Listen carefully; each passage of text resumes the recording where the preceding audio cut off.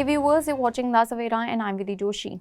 A speeding car fleeing police crashed into a crowd outside a popular bar in Tampa's historic Vibor city, killing 4 people and injuring 11 others.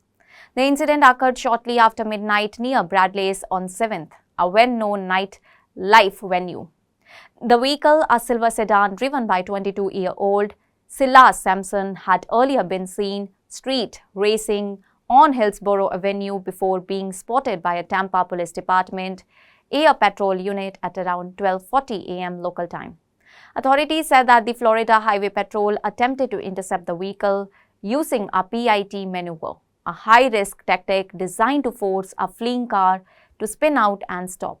The attempt was unsuccessful, and officers later disengaged as the vehicle sped towards downtown Tampa. Moments later, Sampson lost control and crashed into a group of 15 people gathered outside the bar. 3 victims were pronounced dead at the scene, while a 4th later died at a nearby hospital.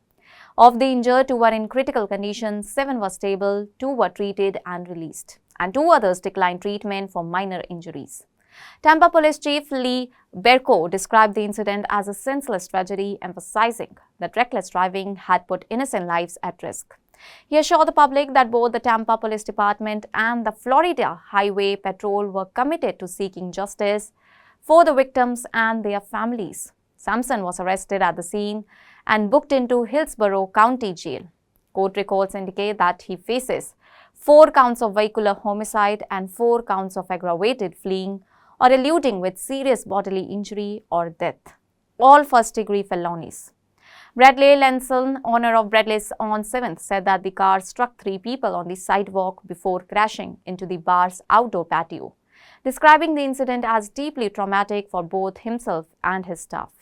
Tampa Mayor Jane Castor, a former police chief, expressed the city's grief in a social media post, stating our entire city feels this loss. She added that the investigation into the crash remains ongoing and that authorities are working to provide answers for the victims and their families. The crash has reignited debate over high-speed police pursuit policies across the United States of America.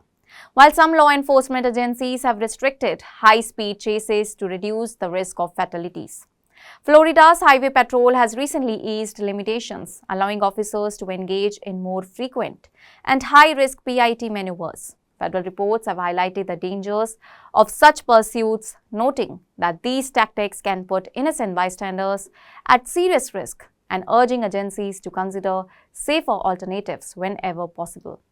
Authorities have confirmed that there is no evidence to suggest the suspect was targeting any specific individual or businesses. As the investigation continues, the city of Tampa mourns the tragic loss of life and the injuries sustained in what officials have described as a preventable and devastating incident. That's all for now. Stay tuned to the Savera for more updates. Do like, comment and subscribe to the channel.